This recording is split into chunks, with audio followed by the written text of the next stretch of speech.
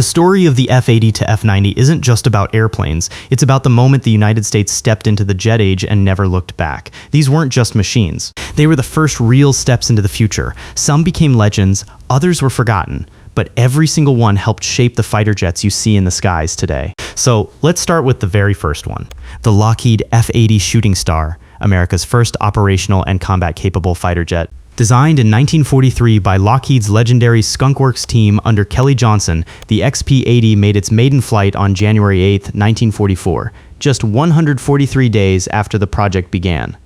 That's astonishing speed, even by today's standards. The P-80 was its original name during World War II when P stood for pursuit. In 1948, the U.S. Air Force became its own separate branch and changed the name to F-80 because F stood for fighter. By the time production ramped up, the war against Nazi Germany was over, but the Shooting Star's story was far from finished. The F-80 became the first American jet aircraft to exceed 500 miles per hour, a record-breaking milestone. It was also the first American jet manufactured in large quantities, with over 1,700 built. During the Korean War, early jet combat over the Yalu River involved multiple engagements between U.S. and Soviet-designed aircraft. On 8 November 1950, Russell J. Brown, flying an F-80 Shooting Star, was credited by U.S. sources with shooting down a MiG-15. However, Soviet records do not confirm any MiG-15 losses in that engagement, and the incident remains disputed in historical analysis. In parallel, Soviet accounts include claims that Soviet pilots engaged and possibly shot down an American F-80 during related encounters in the same operational period. A group of American F-80 Shooting Star fighters take off for a combat mission. All of a sudden, 3 silvery aircraft appeared in the sky attacking American fighters at high speed. The MiGs were superior in speed and maneuverability, and they soon shot down one of the Shooting Stars. The remaining American fighters quickly left the airspace of North Korea.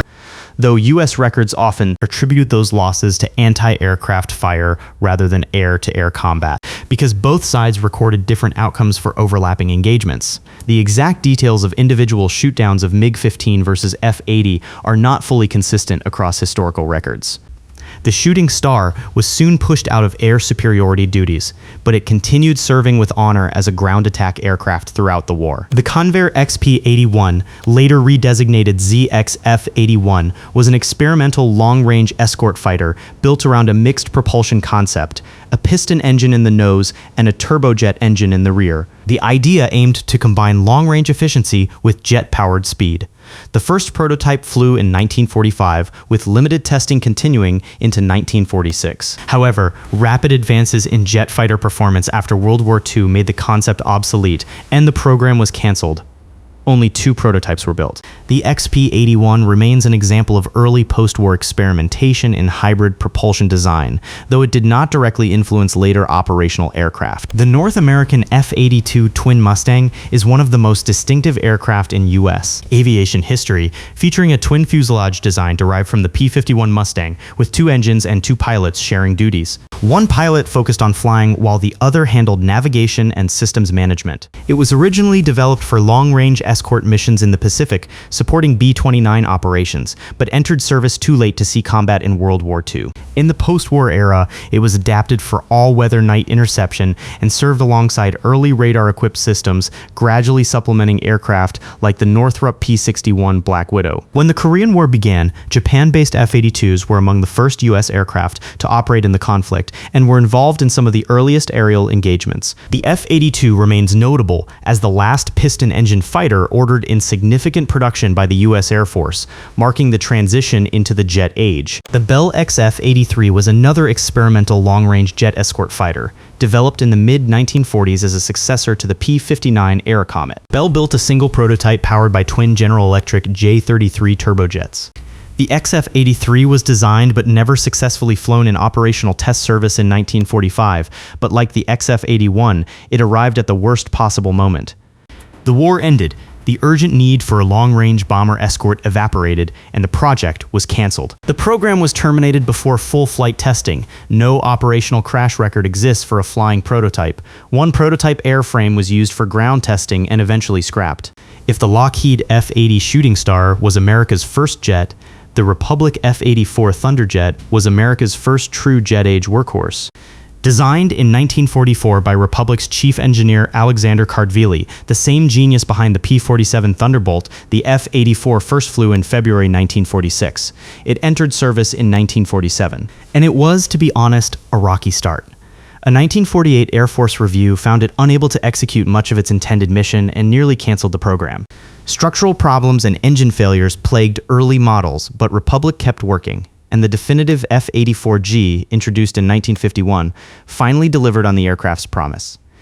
In the Korean War, the Thunderjet became one of the USAF's primary strike aircraft, flying 86,408 combat sorties and carrying out a large share of ground attack missions during the war. The F-84 also had an impressive list of firsts. First production fighter capable of in-flight refueling among the first fighters cleared to carry a nuclear weapon, the Mark 7 nuclear bomb first. Aircraft flown by the USAF Thunderbird's aerobatic demonstration team, over 7,500 F-84s were built. More than half served with NATO allies across multiple nations. The Thunderjet is one of the most important and underappreciated jets of the Cold War era. The McDonnell XF-85 Goblin was called a parasite fighter, and that name is very deliberate. The concept, the massive Convair B-36 Peacemaker strategic bomber, was too far from friendly air bases to get fighter escort, so why not carry the fighter inside the bomber itself? The Goblin was a tiny, egg-shaped jet designed to be stored in the B-36's bomb bay, lowered on a trapeze in mid-flight, launched to defend the bomber, and then this is the insane part, hook back onto the trapeze while both aircraft were in flight. It was one of the most audacious ideas in aviation history. 2 prototypes were built and tested. The hookup maneuver proved brutally difficult, and on several test flights the little Goblin struck the trapeze during docking attempts, requiring emergency landings. In 1948 flight tests, it never successfully completed a fully practical operational deployment cycle under realistic conditions. The program was canceled. Only 2 Goblins were ever built. One survives today at the National Museum of the United States Air Force, a testament to American daring. If you're still watching, I'd really appreciate it if you could like the video and subscribe to the channel. It genuinely helps a lot, and it means a lot to me. If you could pick one aircraft to represent the golden age of early jet fighters, it would be this one. The North American F-86 Sabre is arguably the most important American fighter jet ever built. It entered service in 1949, became the primary U.S. air-to-air jet fighter in the Korean War, and it changed everything. The Sabre was the U.S. first swept-wing jet fighter. Its design informed by captured German aerodynamic research from World War II. The world's first swept-wing jet fighter was the Messerschmitt Me 262 Schwalbe, developed by Germany. That swept wing was the secret weapon. It delayed the onset of compressibility near the speed of sound, giving the Sabre a crucial edge in speed and maneuverability. In the famous MiG Alley over Korea, Sabre pilots proved their superiority by maintaining a legendary kill ratio.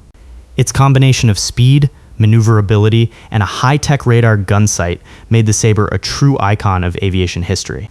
The Curtiss XF-87 Blackhawk was the final fighter aircraft design from Curtiss-Wright, developed in the late 1940s as a 4-engine, twin-seat all-weather jet interceptor. It featured 4 Westinghouse J-34 turbojets mounted in paired nacelles under the wings and made its first flight in 1948. In competitive trials against the Northrop XF-89 Scorpion, the XF-87 demonstrated acceptable handling characteristics but was ultimately judged underpowered and too heavy for its intended role. The XF-89 offered better growth potential and was selected for production instead. The XF-87 program was canceled before entering service.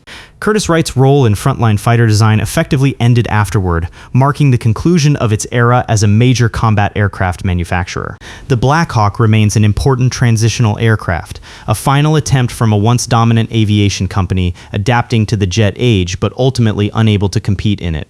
The McDonnell XF-88 Voodoo was developed in response to a U.S. Air Force requirement for a long-range penetration fighter, intended to escort bombers deep into hostile airspace and return safely. 2 prototypes flew in 1948. The design featured a sleek, swept-wing configuration and was powered by twin Westinghouse J-34 turbojets. Although promising, it was evaluated alongside competing designs such as the Lockheed XF-90, ultimately changing strategic priorities in the early early Cold War led to the cancellation of the penetration fighter concept. However, the XF-88 was not the end of its design story. McDonnell used the experience and aerodynamic concepts to develop a much larger and more capable aircraft, the McDonnell F-101 Voodoo.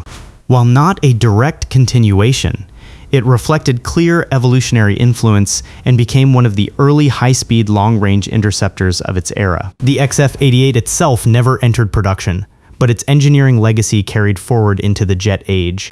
While the Sabre was fighting MiGs in Korea, a very different threat loomed over the American homeland Soviet nuclear bombers crossing the Arctic.